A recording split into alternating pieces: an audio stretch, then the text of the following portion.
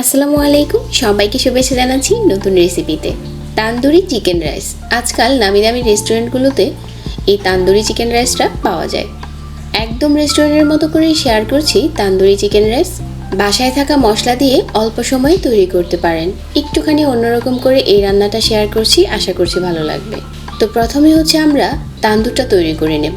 একটা বাটিতে নিয়ে নিচ্ছি আমি এখানে 2টা চিকেনের লেগ পিস। তারপর হচ্ছে দিয়ে দিচ্ছি 1 চা চামচ মরিচের গুঁড়া, 1/2 চা চামচ দিয়ে দিচ্ছি গরম মশলার গুঁড়া। তারপর হচ্ছে এখানে 1/2 চা চামচ ধনিয়ার গুঁড়া দিয়ে দিচ্ছি, আর 1 চা চামচ দিয়ে দিচ্ছি আদা আর রসুন বাটা।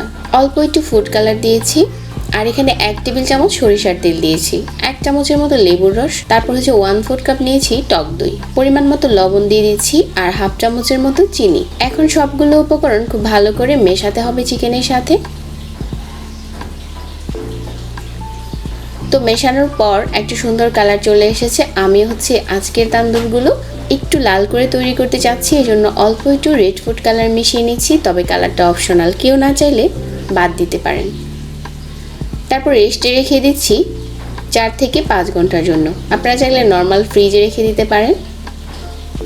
4-5 ঘন্টা পর তো চিকেনটা খুব ভালো করে ম্যারিনেট হয়ে গেছে। চুলায় একটা প্যান বসিয়ে 1 টেবিল চামচের মতো তেল দিয়ে ভালো করে প্যানটাকে গরম করে নিয়েছি। তারপর হচ্ছে চিকেনগুলো দিয়েছি আর ঢাকনা দিয়ে ঢেকে দিচ্ছি। চুলার আঁচটাকে অল্প করে দিতে হবে যাতে এগুলো খুব বেশি পুড়ে না যায়। অল্প আঁচে এই তান্দুরটা তৈরি করতে হবে, আর দুটো পাশ খুব ভালো করে নেড়েচেড়ে উল্টে নিতে হবে। তো আমার এখন তান্দুরটা তৈরি হয়ে গেছে। তারপর আমি রাইসটা তৈরি করে নেব। রাইস তৈরির জন্য প্রথমে একটা প্যানে দিয়ে দিচ্ছি 2 চামচের মতো ঘি, তারপরে কিছু আস্ত গরম মশলা দিয়ে দিলাম, আর 1 চা চামচ দিয়ে দিলাম আদা আর রসুন বাটা, আর 1 কাপ পোলাওর চাল আগে থেকে ভিজিয়ে পানি ঝরিয়ে রেখেছি। এটা দেওয়ার পর খুব ভালো করে ভেজে নিতে হবে, আর পরিমাণ মতো লবণ দিয়ে দিয়েছি। ভেজে নেওয়ার পর এখানে আমি 1.5 কাপের মতো গরম পানি মিশিয়ে নিচ্ছি।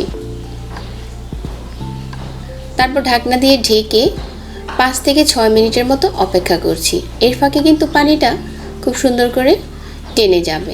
তারপর চুলাটাকে বন্ধ করে আরও 1 মিনিট অপেক্ষা করছি। এখন উপর থেকে দিয়ে দিচ্ছি কিছুটা কাঁচামরিচ, 2 চামচের মতো ঘি, আর দিয়ে দিচ্ছি 1 চা চামচ কেওড়া জল। খুব সুন্দর একটা স্মেল আসবে এই রাইসে। তো আমার এখন রাইসটা রান্না করা হয়ে গেছে। এখন একটা তান্দুর ভাব আসার জন্য যে আমি আগে থেকে তান্দুরটা তৈরি করেছিলাম ওইটা দিয়ে 2 থেকে 3 মিনিটের মতো দমে রেখে দিচ্ছি। তো আমার এখন তান্দুর চিকেন রাইসটা তৈরি হয়ে গেছে। অল্প সময় আর অল্প মশলা দিয়ে এই তান্দুর রাইসটা বাসায় তৈরি করতে পারেন। আশা করছি আজকের রেসিপিও সবার কাছে ভালো লেগেছে। চিকেনটাও কিন্তু খুবই সফট হয়েছে। আমার আরও সহজ রেসিপি পেতে লাইক, কমেন্ট আর শেয়ার করতে ভুলবেন না। সবাই ভালো থাকবেন। আজকে বিদায় নিচ্ছি। আল্লাহ হাফিজ।